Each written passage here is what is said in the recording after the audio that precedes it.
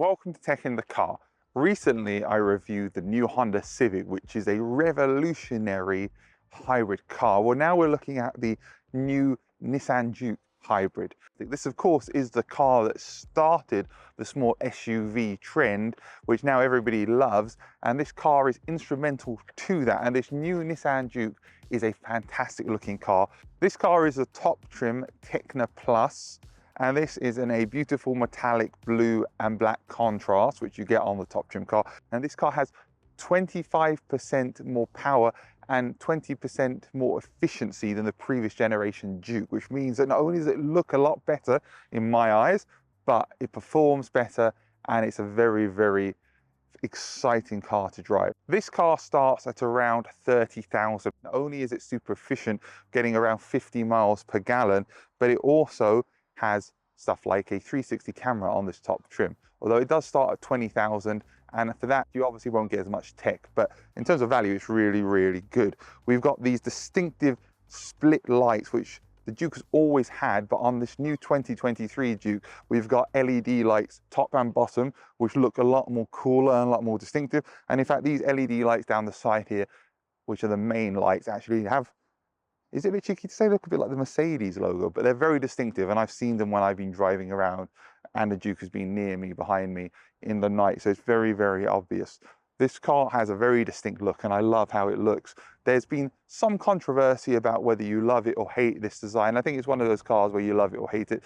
I right now love this. I think this is really, really eye-catching. Oh, and by the way, just in case you haven't realized, this video is available in 8K. So click down there if you have an 8K TV or computer and watch it in 8K. The side of the Nissan Juke is what makes it very distinctive. Along with the front design, the side is what people notice. And there's a lot going on at the side of this car. We've got these wheel protectors, which make it look very rugged, yet it's got that coupe-esque sporty look, which comes from the fact that there is no rear handle on the side of the door. The rear handle is here.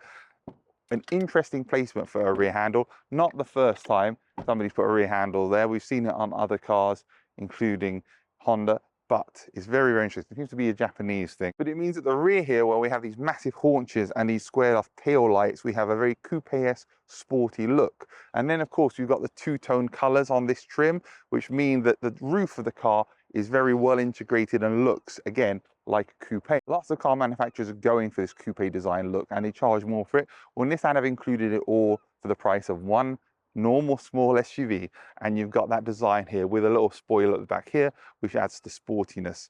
So I really like the look of this. We've got really cool design wheels. They're aero wheels designed to reduce drag and create more efficiency, and they look good despite the fact that normally, previously, I might not have liked them that much. Here at the rear of the Duke, we can see we've got that same rear design which this car has been known for.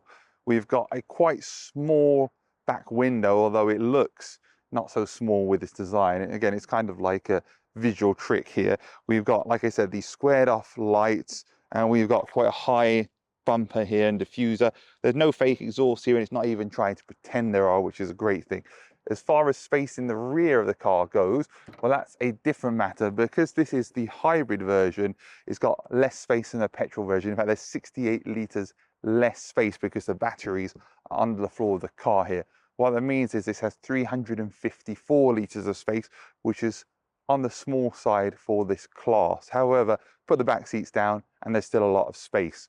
You are having to choose with this car between the extra efficiency and the better value, I think, when driving the car, and the space in the rear. If you need a lot more space, then maybe you need the petrol version. But if you're after a car which has the best compromise of both, of space and also giving that efficiency, then I definitely think the rear of this car, the hybrid, will be enough. You can put the back seats down and you can remove this parcel shelf as well. This car has a 1.6 litre engine, which makes, with the electric motor, 143 horsepower, of which around 94 come from the engine itself, and the rest, around 40-ish, come from the electric motor. As I mentioned at the start of this video, this car has got 25% more power than the previous generation, and on top of that, it's also 20% more efficient than the previous version of the Duke. The WLTP rating is around 56.5 miles per gallon, and it's a very, very efficient car. In driving, I've seen around 50 miles per gallon. So it's really, really good value for your money, especially considering the cost of fuel. And being that it is not a plug-in hybrid means you do not have to charge it. This car can give you around 35 miles from electric only range. Now you can't physically choose to drive in that mode all the time. There is a speed limit, which we'll talk about when we're driving, but over above 30 miles an hour, it will automatically turn the engine back on. So it's not a full EV hybrid like you've seen with some other cars which are plug-in, where you can just choose electric mode and drive for 30 miles on it. It can do that range, but it has to meet certain requirements to do so. However, in terms of what it offers you with great efficiency and with some really, really good torque as well, it's a great little car. So we've talked about the engine, let's talk about the transmission, because there are interesting things going on here as well. We've got 4 gears on the internal combustion engine and 2 on the electric motor, which gives us a total of 6 gears, which the car, in this car being an automatic, it automatically selects itself. But we're talking about what that's like when we're driving. So really, really interesting design, really, really interesting engine and hybrid drivetrain. Let's check out the interior now and see what the technology and the space is like. In the back of the Juke here, I have quite a lot of space. I'm quite comfortable. I'm about 178 and I've got about that much space above my head. In terms of the seats, this is the driver position. I don't have as much space here. If you're over 6 foot, you might have some trouble back here, but for everyone else, they should be fine. Despite these windows being tinted and also having a coupe-esque design, they actually don't make you feel very cramped back here, and they actually let quite a lot of light in here. So I don't feel cramped by these, nor by the smaller rear window. Overall, it's very comfortable back here. These seats are a bit straight, but they're okay. They've got lots of support, no pass-through, unfortunately. We do have behind the front seats space for you to store stuff, and there is one USB down here, and then there's a little storage space there. When you get inside the new Juke, you're impressed immediately by the quality of materials. We've got Alcantara on the dashboard, Alcantara on the doors, Alcantara in the center console. There are more expensive cars that don't have Alcantara in these areas, so it immediately makes you feel like this is high quality. We've got these amazing seats which have got Alcantara and leather, which have a design which looks a bit like a bucket seat from fancy sports cars. We've got these really cool Bose speakers on the side of the seat which sound fantastic and look really great. We've got an 8-inch display in front of us which has got physical volume controls and also the ability to zoom in and zoom out. It doesn't come as standard with sat-nav, but it does come with Android Auto and Apple CarPlay. So if you use your phone, you'll be able to get access to Google Maps or Apple Maps or whatever you want on there.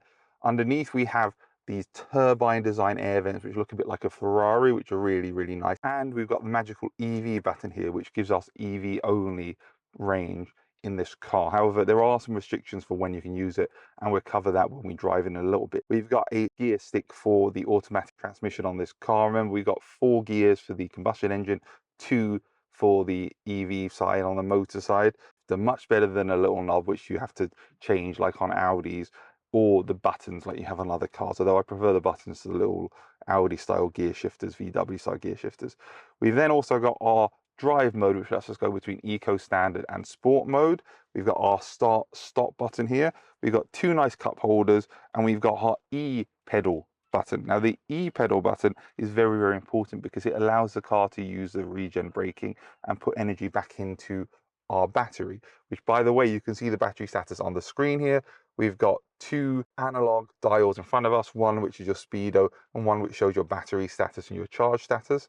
It's about 1/4% full now, so we need to get that up. And then we've got a really cool flat bottom steering wheel here, which has got lots of buttons, including a button for Nissan's fantastic driver assist system, which is actually on that steering wheel right here, which I really, really like. So overall, this is a very nice interior, also with physical climate control, which is very easy to use and turn on and turn off. It's really luxurious. It feels a lot more premium than the cost of the car is. That's a big win for Nissan. You join me in EV mode on the new Juke Hybrid. So when you turn the car on, it automatically defaults, if it can, to EV mode, and that's what we're in now, driving down in EV mode, silent, no noise, just like you would expect from any EV, anywhere you're driving. And that is a really, really nice feeling to have, to know that you have that range. Of course, we have around 35 miles of range available on this car in EV mode. Now, you can't select EV mode permanently by pressing the EV mode button. There is an EV button, which I can press. I'm already in EV, but once you go above 35 miles an hour, depending on the battery charge state, it will automatically turn the engine on, which means that you're not able to drive that 35 miles in EV mode without thinking about it like you can do on a plug-in hybrid. That is traditionally the way a non-plug-in hybrid works anyway, so that's not unusual at all, but just an interesting thing to know about with this car. That e-pedal mode does give you the option to use a regen braking to refill the battery. When I got in the car a couple of minutes ago, I had 15% of battery full, and now I'm up to half. So it charges it quite quickly. The battery is about 1,500 kilowatt hours. So it's a small battery, just like on the Civic that I recently reviewed, but it does the job for what we want. At the start of the video, I mentioned the hybrid mode. So we have 3 hybrid modes which you can choose through from the button down here, which is the D mode. And those are Eco, which is what we're in now. And in Eco mode, you can really feel the car is trying to conserve its energy and its efficiency. There's no doubt about that. Just like with any car in Eco mode. If you put it into standard mode, it feels a lot more responsive. And then obviously you go into sport, it really feels like you've got that extra torque and power from the motor coming into the drivetrain and giving you that extra boost. Now, one thing that's interesting to note is you can't go into EV mode if you're in sport mode either, because I guess sport mode needs all the power from the engine and the motor at the same time, and so it doesn't give you that back. And what about ride quality in this car? Well, you can definitely feel it when it goes over the big bumps in the road, and you can probably see as I'm driving around, I'm shaking a tiny bit. Now, I'm being really pedantic here because as with any car, you get used to it the more you drive it, and this car suspension is totally fine. It is not a problem at all. And plus, as we have that extra ride height from the car being higher up, it means, as I said, I've got a better view, so I can avoid those potholes that are in the road. But absolutely fine. The ride is comfortable. The steering is what you would expect of a small SUV. It's actually fairly good, but it's comfortable to drive. This car had 25% more power than the other previous generation Jukes, with 143 horsepower, of which around 93 are coming from the engine and around 45 from the motor, give or take a couple here or there. That means that we have a really interesting drive system. As I mentioned, 4 gears in the engine and 2 gears on the motor side, and you can't feel when this car is changing gears, and in fact it doesn't tell you or give you any indication of what gear it's in. Obviously this is an automatic car, so it just goes along and changes gears as it needs to, and it's really, really smooth, and I don't ever have to think about changing gears at all. In terms of road noise, when it's in EV mode, it's super quiet, and when it's not in EV mode, it just sounds like it's got an engine in it, and it's totally fine. I'm not finding the road noise, even in this weather. You can see it's raining now. Not the best day to make a video, not the best day to record, but hey, it's England and it's winter time. It pretty much rains every day. Good luck trying to get it not raining. This is why I wish I was in California.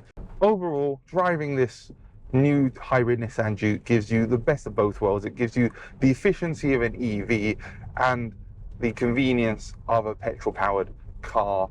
It's got style, it's got the technology, it's got Nissan's superb driver assistance system, which has even got a little button here on the steering wheel. So overall, this is a great package to drive, and it looks apart, it drives apart.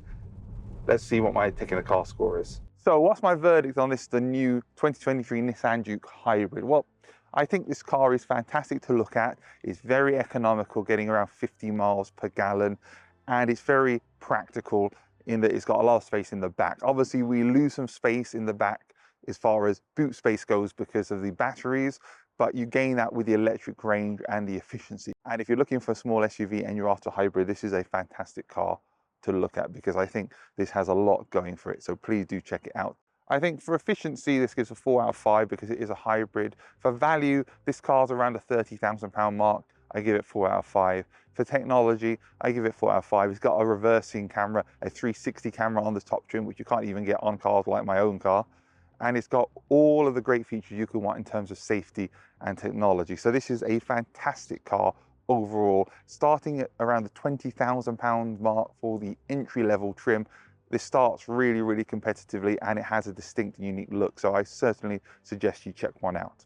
Please give this video a like and subscribe for more on the channel. And I hope you enjoyed it in 8K. Thank you very much. See you soon.